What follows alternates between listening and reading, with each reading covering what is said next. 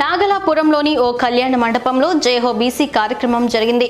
రాష్ట్రంలో చంద్రబాబును ముఖ్యమంత్రి చేయాలంటే ఎమ్మెల్యేగా ఆదిమూలాన్ని, కేంద్రంలో మోడీని ప్రధాని మంత్రిగా చేసుకోవాలంటే వరప్రసాద్ను గెలిపించుకోవాలని కోరారు.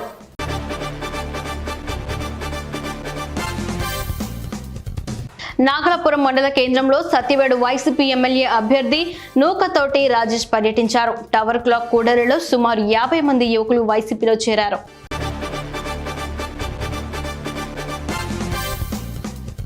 తమ్మళ్లపల్లిలో ముస్లిం సోదరులు ఇచ్చిన ఇఫ్తార్ విందులో ప్రముఖ పారిశ్రామికవేత్త కొండ నరేంద్ర పాల్గొన్నారు. ముస్లిం సోదరులు ఆయనకు స్వాగతం పలికారు.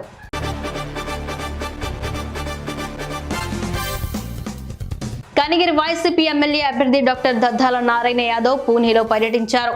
కనిగిరి ప్రాంత వైసీపీ నాయకులు, కార్యకర్తలు దద్దాల నారాయణ యాదవ్ కు ఘన స్వాగతం పలికారు.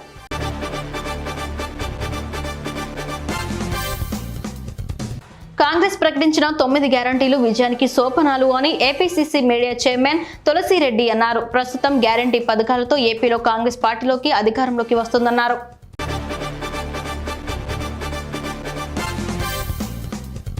ఆళ్లగడ్డ నియోజకవర్గం రుద్రవరం మండల కేంద్రంలోని పొలిమేరలో ఎల్లమ్మ తోపు నందు వెలసిన శ్రీ ఎల్లమ్మ దేవత అమ్మవారికి ప్రత్యేక బోనాలతో భక్తులు భక్తి శ్రద్ధలతో పూజలు నిర్వహించారు.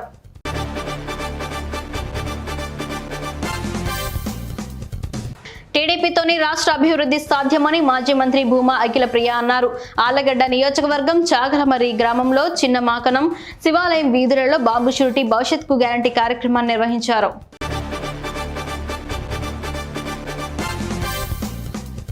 వాలంటీర్లపైన వైసీపీ చేస్తున్న తప్పుడు ప్రచారాన్ని నమ్మవద్దని ఆళ్లగడ్డ ఎమ్మెల్యే అభ్యర్థి భూమా అఖిలప్రియ కోరారు.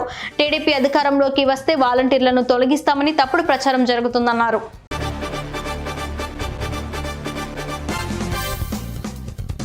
మాజీ సీఎం చంద్రబాబు తమ పేదరికాన్ని నిలబెట్టుకుని మాట్లాడాలని, సహకారంతో మాట్లాడితే ప్రజలు సహించబోరని ఆళ్లగడ్డ ఎమ్మెల్యే గంగుల బీజేంద్రారెడ్డి పేర్కొన్నారు.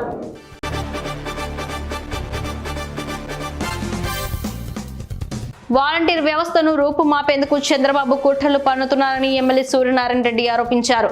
అనపర్తి వైసీపీ కార్యాలయంలో ఏర్పాటు చేసిన మీడియా సమావేశంలో ఆయన మాట్లాడారు.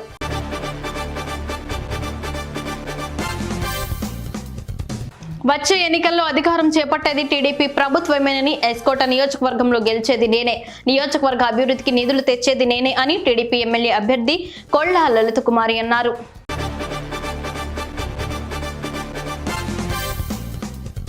దత్తి రాజేరు మండలంలోని రాజుల రామచంద్రపురం గ్రామంలో 50 కుటుంబాలు తెలుగుదేశం పార్టీలో చేరారు.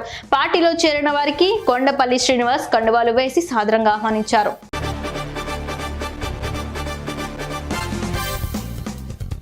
వాలంటీర్ల వ్యవస్థకు మేము వ్యతిరేకం కాదని, టీడీపీ అధికారంలోకి వస్తే వాలంటీర్ల వ్యవస్థను కొనసాగిస్తామని రాష్ట్ర టీడీపీ అధ్యక్షులు టెక్కలి ఎమ్మెల్యే కింజరపు అచ్చెన్నాయుడు అన్నారు.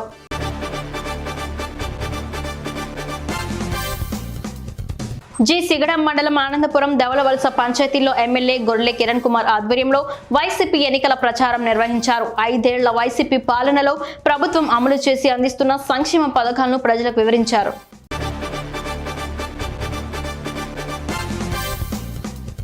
నరసన్నపేట మండల కేంద్రంలోని స్థానిక సామాజిక ఆరోగ్య కేంద్రం వద్ద రాత్రి వేళలో రోగులు తమ కార్యకలాపాలు చేసుకోవాలంటే ఇబ్బందులు ఎదుర్కొనే పరిస్థితి కనిపిస్తోంది.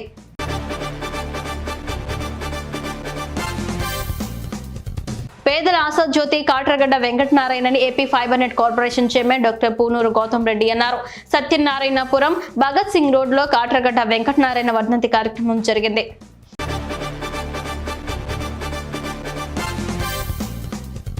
నెల్లూరులోని మాజీ మంత్రి ఆత్మకూరు నియోజకవర్గం తెలుగుదేశం పార్టీ ఎమ్మెల్యే అభ్యర్థి ఆనం రామనారాయణ రెడ్డి నివాసంలో మాజీ మంత్రి, సర్వేపల్లి నియోజకవర్గం తెలుగుదేశం పార్టీ ఎమ్మెల్యే అభ్యర్థి సోమిరెడ్డి చంద్రమోహన్ రెడ్డి మర్యాద పూర్వకంగా భేటీ అయ్యారు.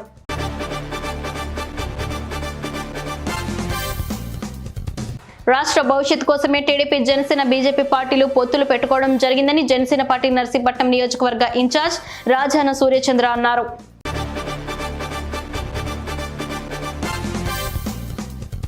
అనకాపల్లి అసెంబ్లీ నియోజకవర్గ వైఎస్ఆర్ కాంగ్రెస్ పార్టీ ఎమ్మెల్యే అభ్యర్థి మలసాల భరత్ కుమార్ సోదరుడు వైసీపీ యువనేత మలసాల కుమార్ రాజాకు మహిళలు నీరాజనాలు పట్టారు.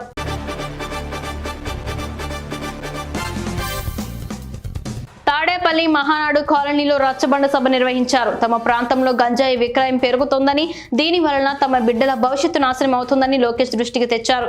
స్పందించిన లోకేష్ ప్రజాప్రభుత్వం అధికారంలోకి వచ్చిన 100 రోజుల్లో గంజాయిని నిర్మూలిస్తామని హామీ ఇచ్చారు.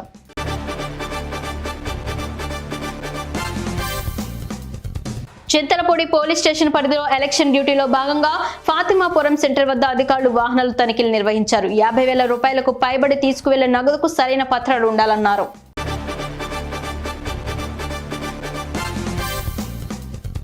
అమృతలూరు మండల పరిధిలోని గోవాడ గ్రామంలో తెలుగుదేశం జనసేన పార్టీల ఆత్మీయ సమావేశం జరిగింది.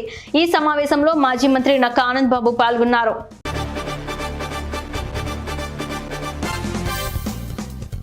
రాష్ట్ర రాజకీయాలలో 2019 ఎన్నికల్లో సీఎం జగన్ విష ప్రచారం చేసి అధికారంలోకి వచ్చారని గురజాల మాజీ ఎమ్మెల్యే ఎరపతినేని శ్రీనివాసరావు అన్నారు.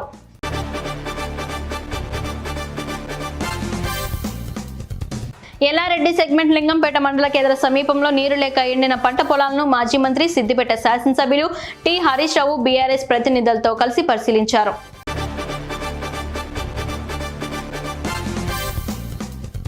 జనగామ జిల్లా కలెక్టర్ తన ఛాంబర్లో సిపిఎం నేతల పట్ల దురుసుగా ప్రవర్తించి అనుచిత వ్యాఖ్యలు చేయడాన్ని తీవ్రంగా ఖండిస్తూ కలెక్టర్పై చర్యలు తీసుకోవాలని ప్రభుత్వాన్ని డిమాండ్ చేసినట్లు సిపిఎం నాయకులు తెలిపారు.